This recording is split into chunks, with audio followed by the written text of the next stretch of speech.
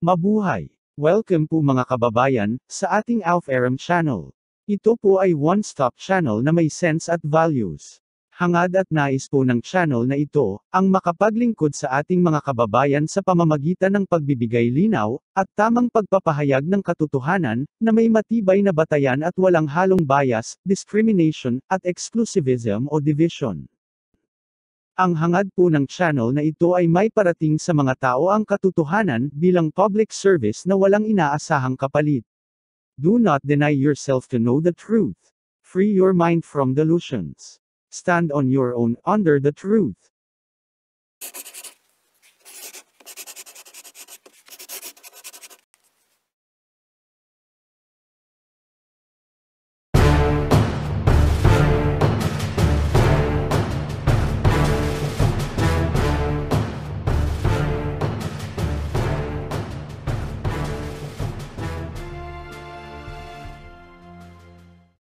Sa mga nakaraan na episodes ng Lost Kingdom series na ito, ay natalakay natin ang tungkol sa Tarshish, sa Queen of Sheba, at sa uttermost part of the earth.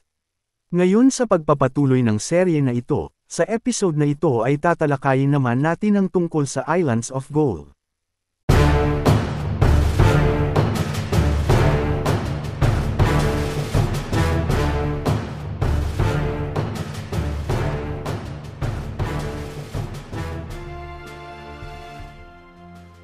Nababanggit ng isang 1st century Jewish historian na si Yosef ben Mattai, ang tungkol sa lugar na kung tawagin ay mga isla ng ginto. Siya ay ipinanganak sa Jerusalem sa panahon ng Masaya at ng mga apostol. Nang wasakin at sakupin ng Roma ang Jerusalem ay naglingkod siya sa ilalim ng Roma bilang historian. At nakilala siya bilang si Flavius Josephus. Sa kanyang kasaysayan na Antiquities of the Jews, ay nabanggit niya na nagpagawa daw si King Solomon ng mga barko sa Red Sea. Sa lugar na tinatawag na Ezion Geber, na tinatawag na sa panahon nila na Bernice. Ito daw ay lugar na dati ay nasasakupan ng mga Jews. Ito daw ay nagamit noon sa paglalakbay sa mga karagatan. Lalo na noong panahon na nagpahiram si King Hiram of Tyre ng mga mandaragat kay King Solomon upang magpunta sa lugar na kung tawagin daw ay Ophir. Pero sa panahon nila ay tinatawag na Aurea Chersonesus. Nasaan ang Aurea Chersonesus? Paano ito nalaman ni Josephus? Paano ito nalaman ng mga tao sa kapanahunan nila? Iisa-isahin po natin sagutin yan. Pero una sa lahat ay malinaw na kahit sina Josephus sa kapanahunan nila ay alam nila kung nasaan ang Ophir. So alam na natin na hindi lang po gawa-gawa o hula-hula o haka-haka o palagay lamang ang mga nauna nating natalakay na serye. Hindi po kababawan ng Pinoy itong pinag-uusapan natin. Malalim po ito. Si Josephus ay ipinanganak sa kapanahunan ng Masaya. Kaya nang sinabi ng Masaya ang Queen of the South at uttermost parts of the earth ay pareho ang dako na tinutukoy nila nang magsulat si Josephus tungkol sa Ophir at Aurea Chersonesus. Si Josephus ay nakagamit ng mga mapa noong panahon nila. Gaya ng naipaliwanag natin sa video na The Uttermost Part of the Earth, si Claudius Ptolemy ay isang katunayan na may alam ang mga tao sa kapanahunan ng Masaya tungkol sa Islands of Gold. Si Claudius Ptolemy ay isang Alexandrian cartographer na nabuhay noong 2nd century CE. Siya ay gumawa ng world map. Sa Ptolemy's world map ay doon nakasaad ang Aurea Chersonesus. Narito naman ang manuscript copy ng Ptolemy's world map ni Nicolaus Germanus noong 1467 CE. Narito ang mga detalye ayon kay Nicolaus Germanus batay sa Ptolemy's world map kung nasaan ang Aurea Chersonesus. So alam na, dito pa lang ay alam na kung saan talaga banda. Pero dahil wala pang airplanes, satellites, GPS at Google Maps noong araw kaya inaccurate ang illustrations ng mga world maps noon. Dahil dyan ay marami ang nagtatalo kung ito ba ay nasa India o nasa Malaysia o nasa Indonesia. Pero ang malinaw ay malinaw na wala ito sa Africa o sa Arabia o sa Europa. Kaya out of the equation na ang lahat ng mga lugar na yan. Aminin na natin na nagkamali ang mga scholars sa kanilang mga palagay. Ang isa sa mga dahilan ng kalituhan ay ang mga pag-aaral at paniniwala ng mga Greeks. Marami ang nabago sa Ptolemy's map sa paglipas ng panahon. Maging si Josephus ay napagkamalan na ito ay nasa India, o maaari din na ang ibig sabihin niya ay nasa gawin ng India kaya lang nagkamali ang mga translators ng mga sinulat niya. Ayon sa mapa naman na ito ay ang Malay Peninsula. Para may idea lang po ang mga hindi kabisado ang Malay Peninsula, ito po ang kinaroroonan ngayon ng Kuala Lumpur, Malaysia.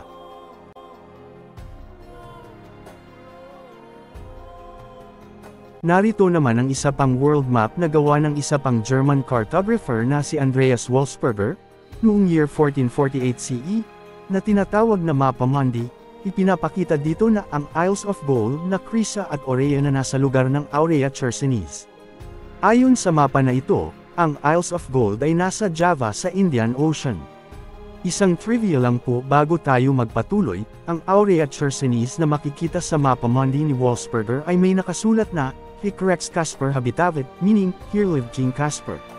Si King Caspar ay walang iba kundi ang isa sa 3 wise men na dumalaw at sumamba nang ipanganak ang Messiah. Kung hindi ninyo ma-visualize kung anong lugar ito sa modern map ng mundo ngayon, ito ay dahil paikat ang mapa na ito na nakasentro sa Jerusalem. Kaya baliktad sa paningin natin sa mapa natin. Kapag pinaikot natin ito sa pinakamalapit sa paningin natin sa modern map ay ganito ang mangyayari. Ito ang Jerusalem, ito ang Red Sea, ito ang Arabia, ito ang Africa, ito ang India, at ito ang Malay Peninsula. Pero dito ang Aurea at Crisa ay mga isla na malapit sa Malay Peninsula. Ano ba talaga, peninsula o mga isla?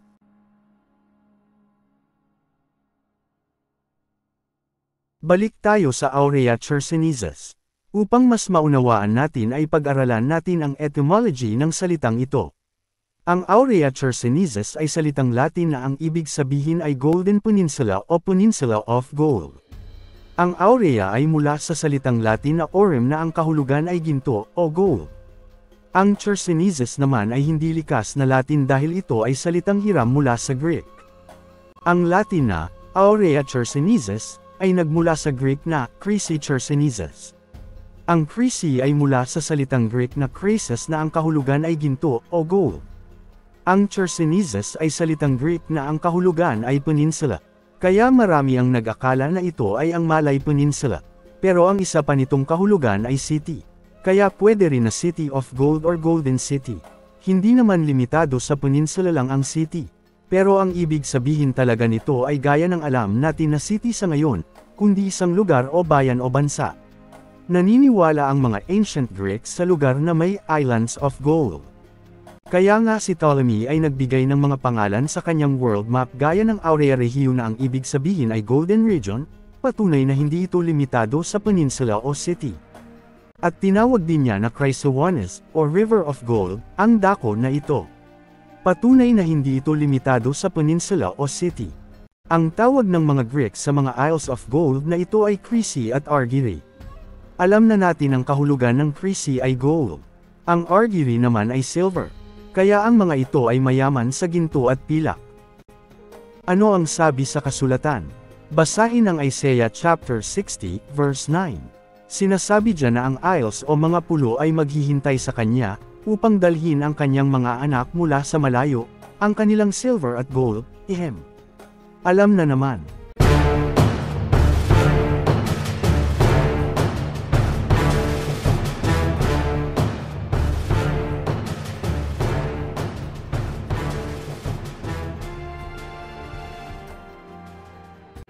Ayon sa Naturalis Historia, o Natural History, na isinulat ng Roman author and army commander na si Pliny the Elder, sa kabila daw ng India, o Indian Ocean, ay matatagpuan ang mga isla na ito na mayaman sa ginto at pilak.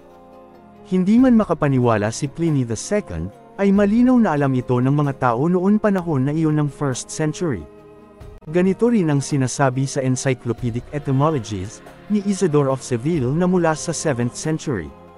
Ang etymologies niya ay isang manuscript o handwritten encyclopedia in codex form.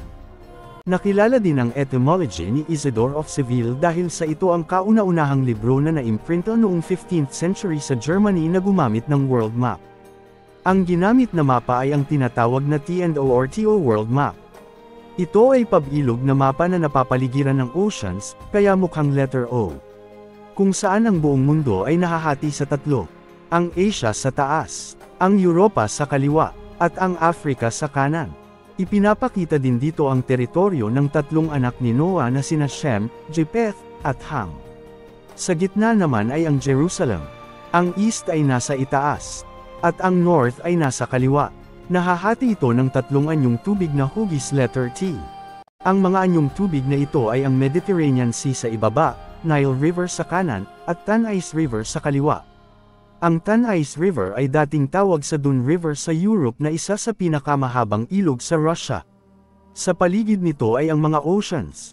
At kung hindi mo napansin kanina pa, ay nasa itaas ang paradise. Ibig sabihin ito ay nasa Far East o malayong silangan. Mula dito ay naglitawan na at nauso noon ang T&O World Maps.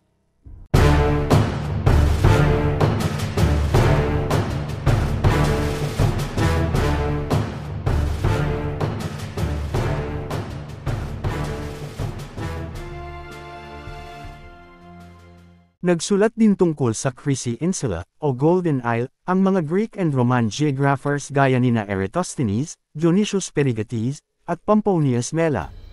Ang Periplus of the Erythraean Sea, na isang talaan noong 1st century CE ng mga Greeks at Romans tungkol sa mga daungan, ay may tinutukoy din na Crisi na ito daw ay isang isla sa karagatan, sa pinakadulo ng silangan, sa sinisikatin ng araw, na tinatawag na Crisi.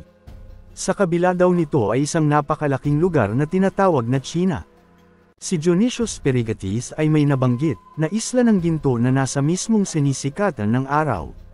Pansinin na sa old maps na gaya nito ay nasa itaas ang east o silangan. Ito ang dahilan kung bakit nasa itaas ang east sa simple world map na gaya ng T&O na natalakay natin kanina. Kaya ang Island of Gold ay nasa tuktok sa itaas ng mapa na ito.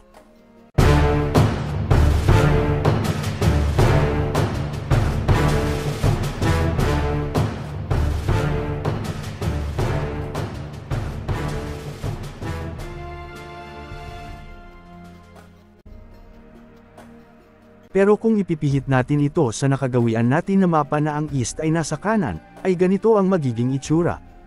Alam na natin kung ano ang bansa na nakapwesto dyan sa modern maps.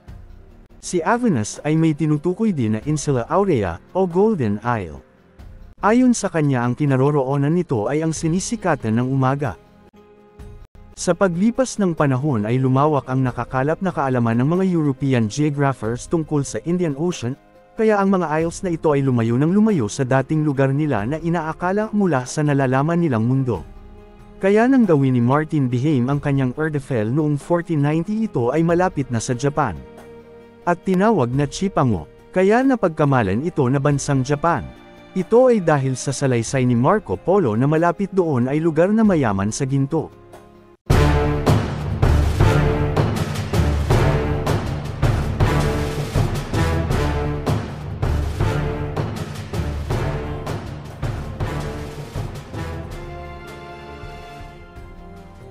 Si Martin Behaim o Martin of Bohemia ay isang German cartographer.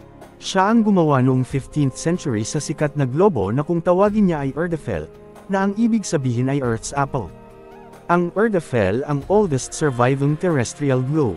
Narito ang Golden Islands of Chipango ayon sa Erdefell. Kung elalatag natin ang Erdefell globe ay ito ang magiging itsura ng Erdefell world map. Makikita ang Chipango sa bandang dulong kanan, sa Far East. Makikita dito ang Golden Islands na Crisi at Argyri ay nasa lugar ng Chipango.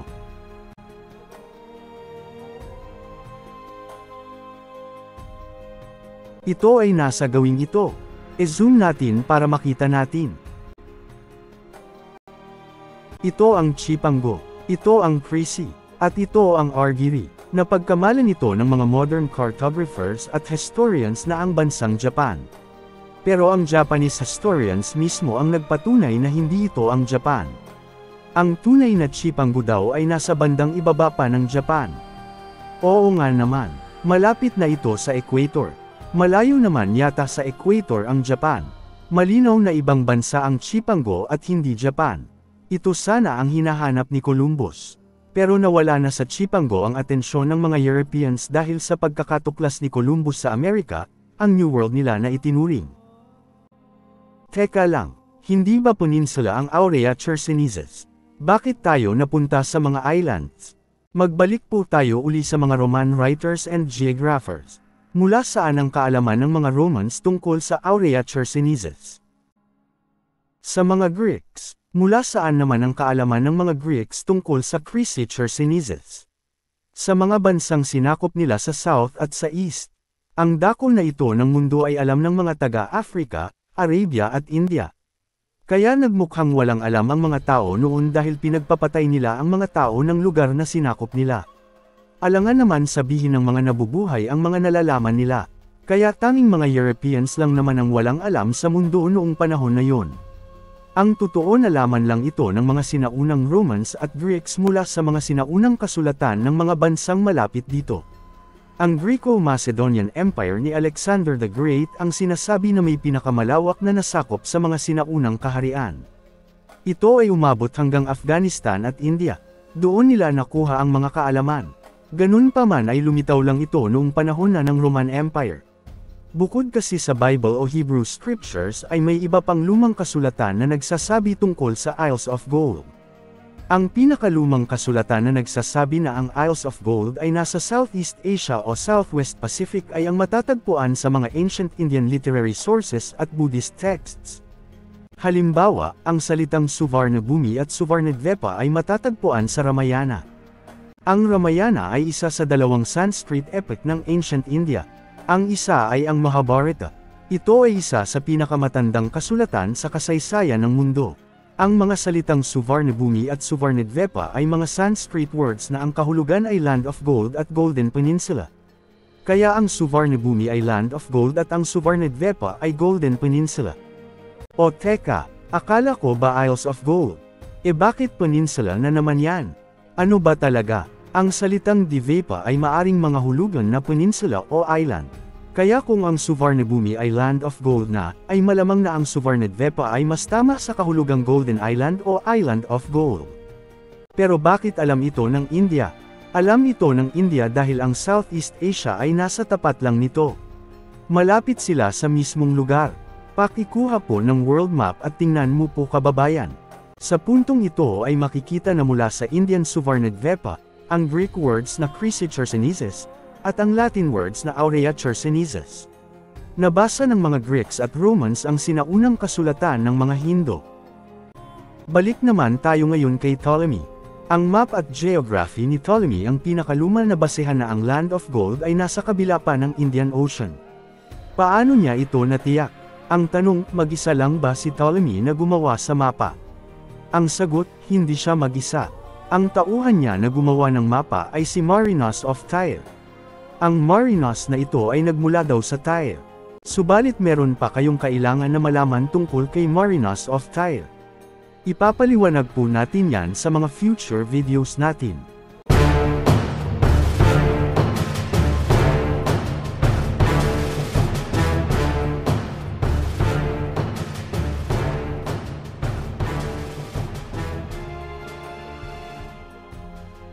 Sa serye na ito ay nalaman natin na sa panahon ni Josephus at ng Messiah ay alam pala ng mga tao kung nasaan ang Ophir. Ang mga nalalaman ng mga European colonizers, cartographers, at historians, ay nagmula sa India. Gaya ng Suvarnabhumi, Suvarnadvipa, kung saan nagmula ang katawagan sa Greek na Chrysi Chersonesus, na pinagkunan naman ng katawagan sa Latin na Aurea Chersonesus. At batayan ng iba pang mga historians, cartographers, at navigators sa tinatawag nila na Insula Aurea, at Chrysi Insula. Ang lahat ng ito ay tumutukoy sa Islands of Gold. Mga kababayan, sa puntong ito, ay alam ko na alam na ninyo kung anong bansa sa ngayon ang Isles of Gold na Ophir.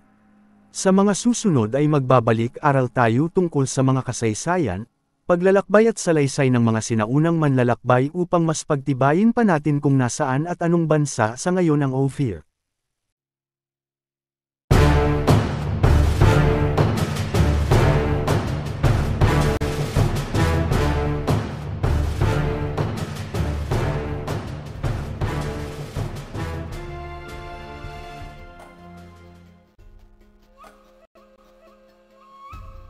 Paki-subscribe upang maging updated kayo lalo na sa mga darating pa na mga videos at announcements.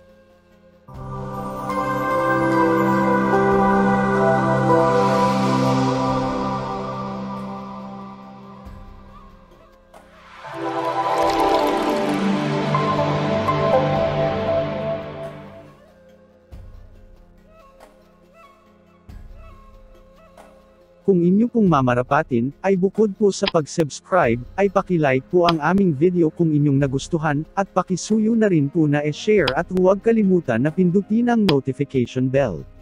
Kung kayo po ay may katanungan, puna, at anumang concern ay paki-comment po sa ibaba. Maraming salamat po. Mabuhay po kayo mga kababayan.